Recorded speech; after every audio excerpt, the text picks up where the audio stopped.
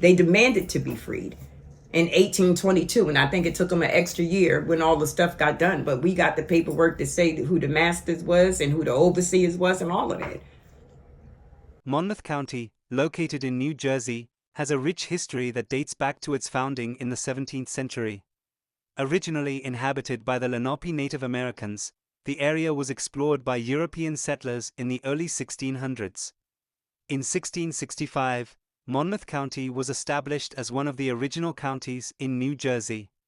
It quickly became a center for agriculture and trade, with fertile land supporting various crops. During the American Revolutionary War, Monmouth County played a significant role, notably in the Battle of Monmouth in 1778, which was one of the largest battles fought in the war. In the 19th century, the county continued to grow, attracting new residents and industries, including shipbuilding and agriculture. In the early 19th century, the winds of change began to blow through New Jersey, carrying whispers of freedom and hope. The year was 1804, a pivotal moment when the state passed a gradual emancipation law, paving the way for a new dawn for enslaved individuals. In Monmouth County, the enslaved population watched closely as the promise of freedom lingered on the horizon. Families gathered, sharing stories of their ancestors and dreaming of a life without chains. Among them was a woman named Sarah, who had been born into slavery and longed for the day she could embrace her children without fear of being torn apart. As the years went by, the gradual emancipation law took effect, allowing enslaved individuals born after July 4, 1804, to become free at the age of 25. Sarah held on to hope, teaching her children the importance of perseverance and resilience.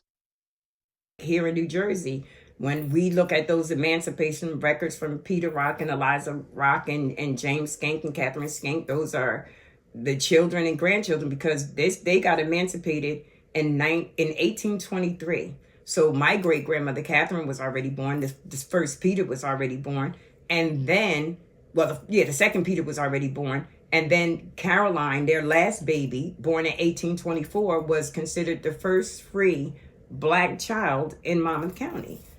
And it said that they did an uprising here and demanded to be free. I even say that in part of the city council thing because it's something I read when I was in the archives, and it was attached to the emancipation.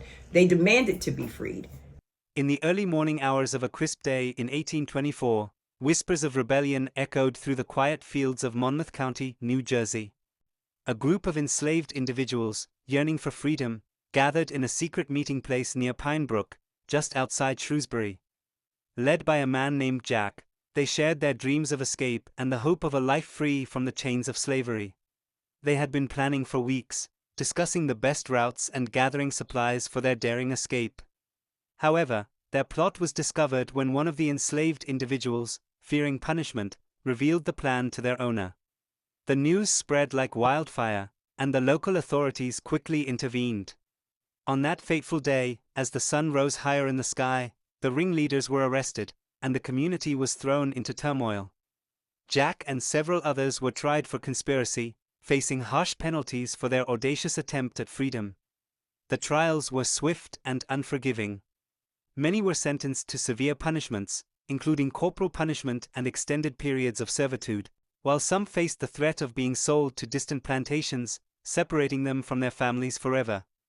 The revolt, although unsuccessful, sparked conversations about the injustices of slavery in New Jersey. It revealed the deep-seated tensions within the community and the courage of those who dared to dream of a different life. While the conspirators faced dire consequences, their actions became a symbol of resistance, inspiring future generations to fight for freedom and equality. The Monmouth County Slave Revolt remains a poignant chapter in the history of the fight against slavery in the North, reminding us of the relentless spirit of those who sought liberty against all odds. They demanded to be freed. We got the paperwork to say who the masters was and who the overseers was and all of that.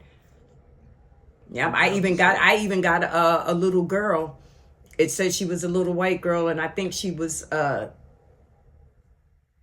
not Joseph, Jacob Fleming's daughter, who was Joseph's son, and Lydia would have been her mother, but she was 6 years old. And from the time she was 6 till she was 24, she kept an accurate account of all the slaves, their birthdays, when they got married, and their children, and all of that. And it's a lot of history in there about Benjamin Reevy, his wife Catherine, because they were the oldest two in Monmouth County. Then it talks about Caroline Skank, who married Johnson, and it just tells all of the history of all of them from, I think it was 1763 to like 1825, something like that. By the late 1830s, a significant change was underway. The local abolitionist movement gained momentum, fueled by the stories of brave individuals who had once fought for their freedom. The community began to unite, advocating for the immediate emancipation of enslaved individuals still bound to servitude. Finally, in 1846, the last enslaved individuals in Monmouth County were freed as the state moved towards complete abolition. The air was thick with excitement and anticipation as Sarah and her fellow community members gathered to celebrate their newfound freedom. In a small ceremonial gathering, voices rose in song, and tears of joy flowed as families were reunited. They danced in the streets, celebrating not only their liberation but also the courage and strength that had carried them through the darkest times. As the sun set that day, casting a warm glow over Monmouth County, Sarah looked at her children, knowing that their future was bright with possibilities. The struggle for freedom had been long and arduous, but now they could embrace their identities and forge their paths as proud citizens in a new era of hope and equality. Amazing. And it's all handwritten. And this paper is in the archives too. By the late 1800s, the development of railroads further connected Monmouth County to major cities, fostering economic growth.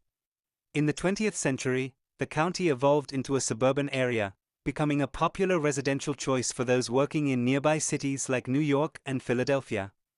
Today, Monmouth County is known for its beautiful beaches, parks, and vibrant communities, blending its historical roots with modern development.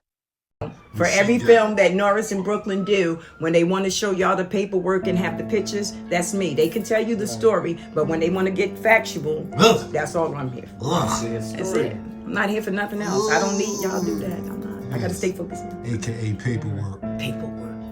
Better late than never, I suppose. Yeah, but it's all right. You don't gotta know your rights, but if you learn that you got some, you should do something with it.